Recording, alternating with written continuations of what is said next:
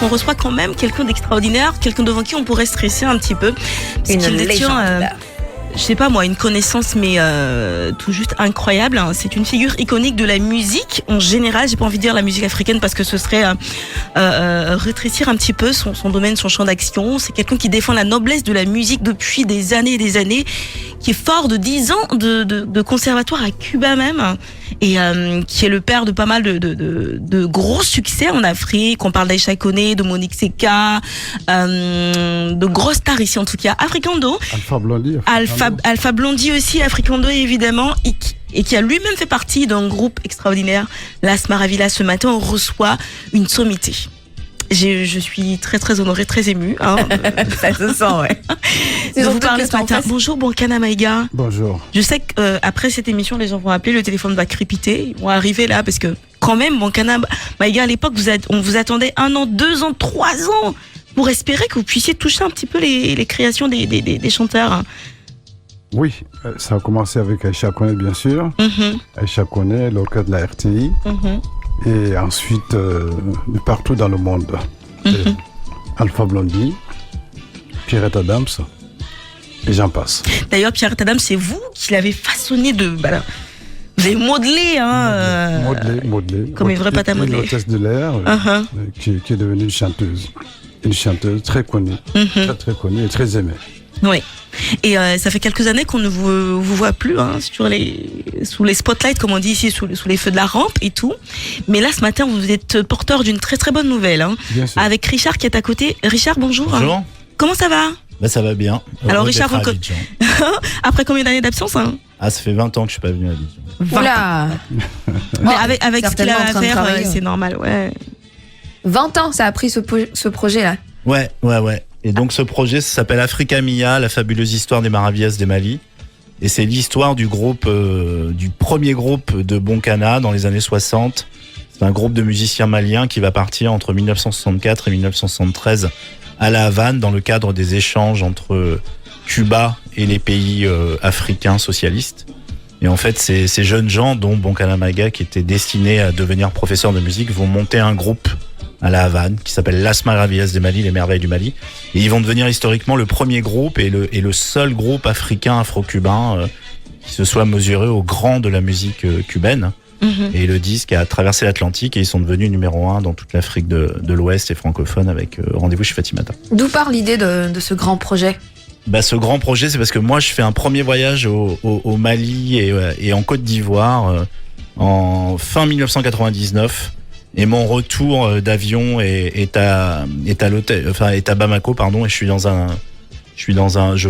un bar et en fait je vois un flûtiste qui me semble très à part des autres musiciens et en fait c'est un des membres des Maravillas, je le sais pas encore, et je trouve qu'il a quelque chose d'incroyable dans sa gestuelle et dans la façon dont il joue de la flûte. Et je vais le voir et je lui dis mais c'est marrant, vous faites de la musique cubaine ici au Mali. Il m'a dit mais oui, moi je suis parti 10 ans dans les années 60 à Cuba. Et donc à l'époque, il y a pas internet, on tape pas Maravillas de Mali, on n'a pas 350 000, voilà. Et donc je suis resté quelques jours et il m'a raconté toute cette histoire. Et j'ai retrouvé tous les membres encore en vie à l'époque des Maravillas. Puis Bonkana Maïga que j'ai rencontré en Côte d'Ivoire, je suis venu chez lui en Côte d'Ivoire.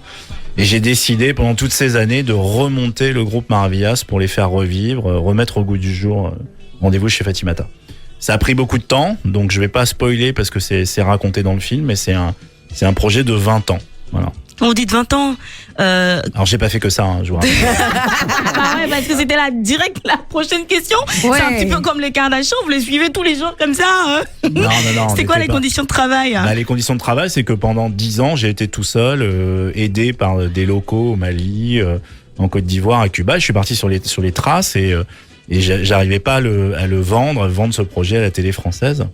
Et puis en 2015, il y a eu une bonne nouvelle, c'est que le label Universal a trouvé le projet hyper intéressant. J'avais pas mal d'images et en fait j'ai signé le projet chez Universal et donc je suis revenu au Mali en novembre 2015. J'avais pas vu Bonkana depuis 5 ans et je lui ai dit salut Bonkana, tu te souviens de moi, on va repartir à Cuba ensemble pour refaire les Maravillas. ensemble. C'est dingue. Alors, Boncana, il est passionné, mais j'ai l'impression Richard encore plus en fait, tu vois. Quelqu'un qui lâche rien, qui poursuit un rêve, qui s'approprie quelque part le rêve de Boncana. Est-ce que vous aviez pensé un jour dans votre vie que quelqu'un aurait un tel intérêt pour votre musique, au point de consacrer quand même 20 ans de sa carrière à votre musique, à votre parcours? Pas du tout. Auparavant, j'avais rencontré beaucoup de caméramans, beaucoup de photographes, des personnes qui venaient comme ça. Boncana, raconte-nous la vie. Bon, je raconte la vie, mais ça ne bougeait pas. Et j'étais découragé, je ne voulais plus en parler. Et un jour, Richard débarque comme ça dans ma vie, comme ça avec les cheveux en l'air. Il avait 30 ans, hein. Les cheveux en l'air comme ça. J'ai dit, mais c'est quoi ce blanc-là qui veut faire un film sur ma vie, tout ça. J'avais déjà rencontré beaucoup de caméramans, beaucoup de 4 heures. Mm-hmm. Mais il était vraiment tenace parce que Richard a dû repartir à Cuba pour filmer notre maison, là où je dormais à Cuba, mon lit, le conservatoire, tous les studios dans lesquels j'ai travaillé à Cuba, surtout le studio Ekrem, le plus grand studio, j'entends Maritou, merci beaucoup, le studio Ekrem où j'avais travaillé. Quand je l'ai vu, il est revenu, je l'ai cru, j'ai dit bon, ce mec-là, on peut lui faire confiance. C'est comme ça que l'aventure a démarré. Qu'est-ce qui a été le plus difficile en 20 ans de réalisation de ce film-là? Difficile, rassembler les Maravillas de Mali. Quand même. Parce que nous sommes revenus de Cuba, enfin nous sommes partis en 1960, oui c'est ça, 62, 63, 64. On est revenu 10 ans après et on s'est séparés. Je ne peux pas raconter l'histoire parce que c'est dans le film. Mais lui, il a eu le courage de nous rassembler. Surtout avec la persévérance, suivre Boncana Mega, j'ai commencé à refaire les partitions et on a remonté le groupe Maravillas de Mali. Une nouvelle génération, la nouvelle génération. Et avec les musiciens qui ont étudié avec moi dans les conservatoires à La Havane, à Cuba. Donc je me suis retrouvé, vous savez, quand un chef d'orchestre écrit 2 ou 3 notes, aussitôt écrit, aussitôt exécuté, on est content. C'était des bons musiciens, les numéro 1 des conservatoires. Voilà. C'est quoi la cible exactement, l'objectif d'un tel... L'objectif à la base c'était moi je suis producteur de musique, donc à la base c'était de remettre ce groupe au goût du jour, ce que j'ai fait. L'objectif c'était aussi d'arriver au bout de cette histoire, ce que j'ai fait aussi. Voilà, c'était une enquête qui est devenue quand même une quête personnelle, parce que quand vous passez 20 ans, donc je suis aussi dans le film, parce qu'au bout d'un moment, en 2015, j'ai pris un co-réalisateur avec moi qui s'appelle Édouard Salier, qui est très talentueux, et qui, en fait, m'a aussi filmé dans ces nouveaux tournages qu'on a fait entre 2015 et 2018, entre La Havane, Bamako. On a fait des enregistrements. Il y a la chanteuse Ina Modja, il y a Mori Kanté, il y a le chanteur du groupe hip-hop cubain Henri Chasse. Donc il y a aussi une transmission de la musique des Maravillas. Donc ça, c'était aussi ma volonté en accord avec Boncana. Et puis j'en ai fait aussi une expo Rencontre d'Arles, le gros festival de photos. Voilà, donc c'était un projet vraiment cross-média que j'ai voulu mener pour que, à partir de la même histoire et du destin méconnu de ces gens qui sont en fait un groupe mythique, puisque Africando découle de ça, puisque Orchestra Baobab découle de ça. Les Rendez-vous chez Fatimata, c'est un énorme tube. L'idée, c'était vraiment de remettre ça au goût du jour. Voilà. Donc ça a été à la fois compliqué et puis en même temps ramener Boncana 50 ans plus tard à La Havane, c'était quand même énorme parce que personne s'attendait beaucoup d'émotions, hein. Oui, beaucoup d'émotions parce que j'ai retrouvé tous les membres de Maravillas de Mali, les Cubains qui sont restés à La Havane. D'accord. Donc je les ai retrouvés. Mais bon, entre-temps, ceux du Mali sont tous décédés. Oula. Et voilà, donc c'est ce que je vous disais, c'est une nouvelle génération, mais avec les anciens aussi. On a remonté ce groupe-là qui a un énorme succès.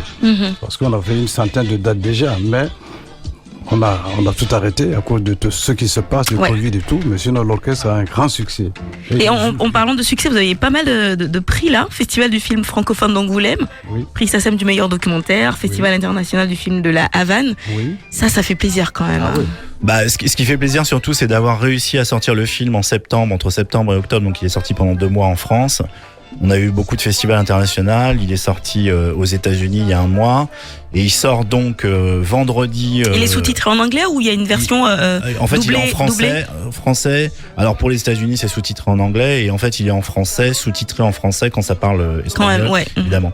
Et donc là, il y a la sortie. En fait, on est là avec Boncana quelques jours parce qu'il y a la sortie dans beaucoup de pays d'Afrique francophone vendredi, les 21 mai.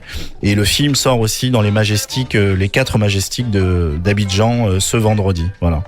Donc c'est une vraie.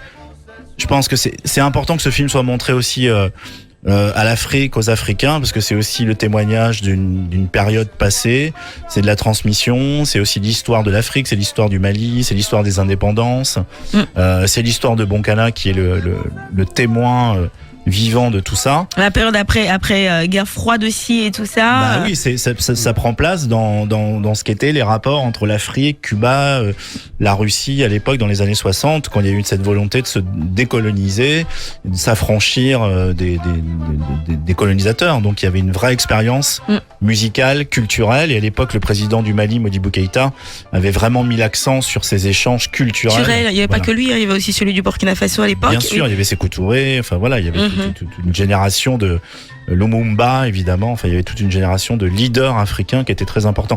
Donc le film parle aussi de ça. Le film parle du temps qui passe aussi. C'est un bel hommage là qu'il vous rend à vous et à tous les autres musiciens. J'ai envie de savoir qu'est-ce que ce projet représente pour vous, Bonkana. Bonkana, bien sûr. Beaucoup de choses, parce que d'abord, il y a la renaissance de mon orchestre Maravillas de Mali, que j'entends en français. Las Maravillas, qui veut dire les merveilles. Les merveilles, c'est trop beau. Las Maravillas. Tu es Maravillas? Las Maravillas de Mali. Las Maravillas du Mali. En plus, ça rime au début. Maravillas, Mali. C'est trop bien. Ouais. Oui, donc ce que ça représente pour vous, la renaissance de votre groupe. La renaissance du groupe, les musiciens retrouvés, et puis bon, on revient quand même 50 ans après. Ouais. Et puis beaucoup de souvenirs de Cuba, mes amis, beaucoup de choses. Et toute une vie, hein. Mais au-delà de ce film, est-ce qu'après vous allez continuer en tant que groupe? Oui, il va continuer. Le groupe existe, il est à Cuba. Nous avons des Cubains, des Cubains, que des Cubains. Et deux Africains, le chanteur d'Africando, Jos Pinto, et Bonkana Maïga. J'ai dirigé l'orchestre, il est très très bon l'orchestre. Africa Mia. Un petit mot sur le titre, hein, justement. Africa Mia, c'est un titre emblématique des Maravillas. C'est un très beau morceau. C'est un peu le Besame Mucho africain. Et je trouvais que ça racontait l'histoire des Maravillas, parce que c'est l'Afrique, c'est mon Afrique, et c'est en même temps c'est en espagnol. Ouais, c'est très affectueux. Mia. Voilà, exactement.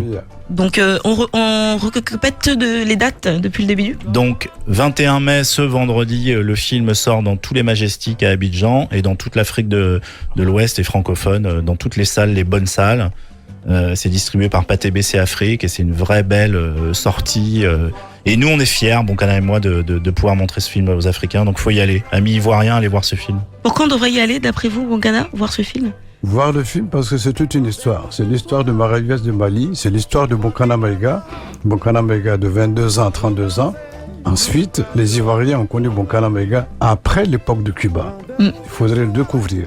Très bien, que ce soit les passionnés de musique cubaine, ou de la musique en général. La musique en général. Les gens, ouais. En général. Ceux qui sont curieux aussi de découvrir l'histoire de cette sommité, de cette figure iconique, emblématique de la musique. On vous invite donc ce vendredi dans toutes les bonnes salles, comme il a dit Richard. Coucou Ben de Pathé. Merci. Vous êtes encore là pour quelques jours, donc avis à toutes les personnes qui souhaiteraient voir Bonkana Maïga. Et en profiter. On donne pas son adresse. Merci d'être passé. Merci à vous.